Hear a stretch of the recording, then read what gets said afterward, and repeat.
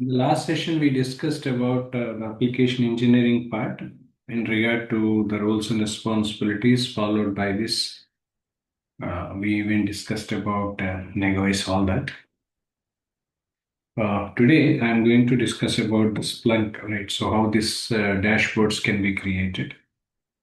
Followed by this, what exactly Splunk is being used in application support engineering. Splunk is something which is responsible for monitoring, analyzing, and as well as troubleshooting the applications, especially when we are working on any application support projects. So, major reason behind using Splunk is to create alerts and as well as dashboards.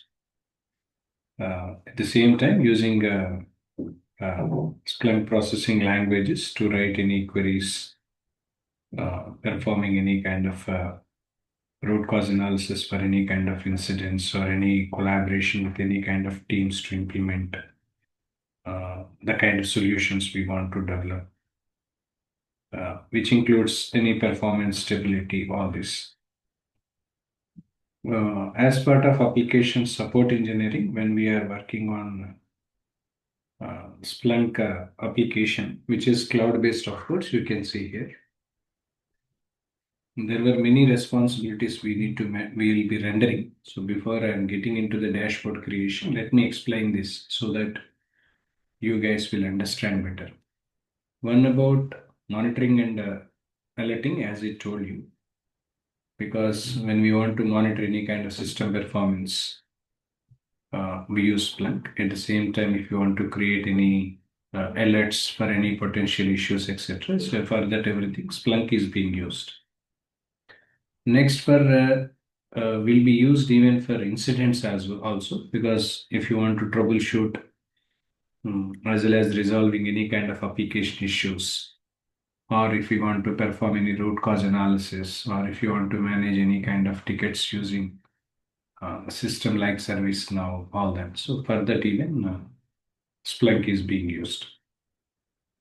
Along with this, we can even use for this for data analysis and reporting as well, because using SPL, which I stated earlier, using for that we can write even advanced queries, something like subsearches or any joins, right? So that we can extract and as well as analyze the data.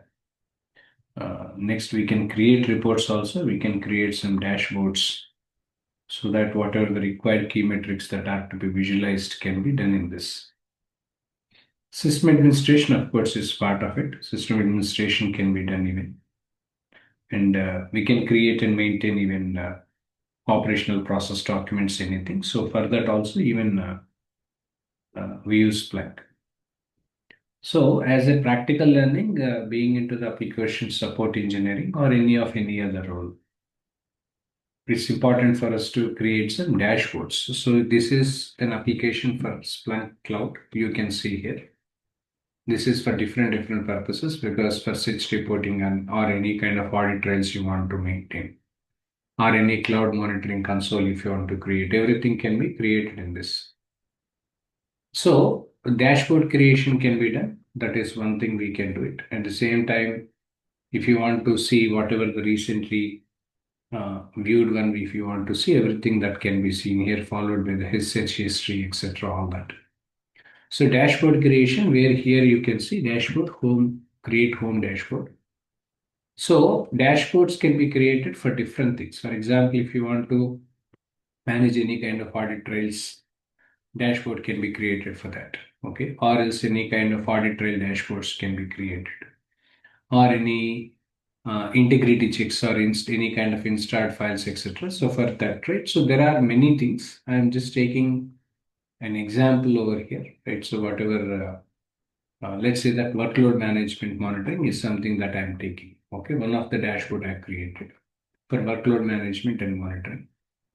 So workload, yeah, this is how a dashboard can be created for workload management and monitoring, wherein whatever the subsequent changes that we want to make into the existing application. This is all part of administrative job, administrative work, I can say.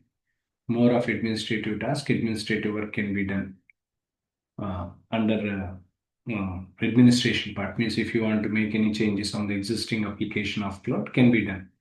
That is depends on the role that we play. I don't say application support engineers will do that. So it can be used by uh, even Splunk administrator roles. All those people can be used and all. So here we have to update whatever the workload management monitoring as a dashboard we have created. Now, if we want to open it, we can open, right? So we can open workload management monitoring here.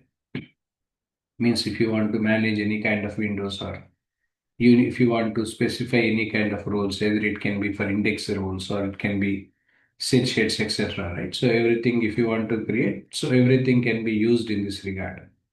So this way, this indexing, etc., everything can be managed. But moreover, apart from all that, it's important for us to understand about not health. Yeah. It's also important for us to understand about the kind of alerts what we have or the kind of indexing we have. For example, if you want to maintain the data quality, okay. So data quality indexes can be done because as in when it's a cloud application, we have some limitations. All the options might not be required, but major options are available wherein we can use those to manage the application whenever it is required, etc. So we can manage all that.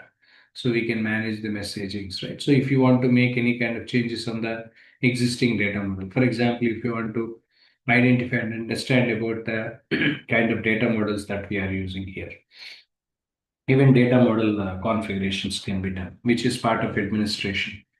Being an application support engineer, we will be working on data models where we have to create multiple data models. Means if you want to create any kind of new data model here we can create a new data model and data model can be created.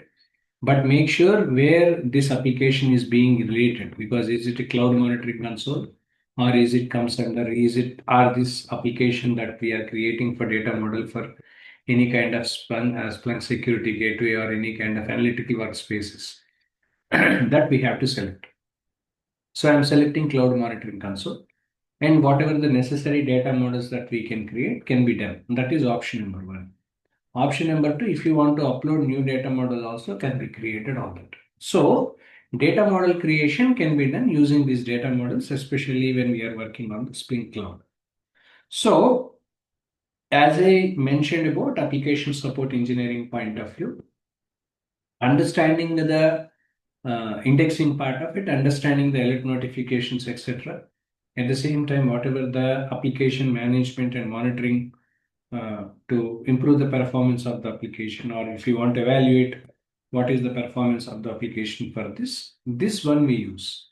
Being an application support engineer, understanding over these are very important and how this workload management monitoring dashboards can be created, how this can be implemented in reality, how this can be implemented in reality.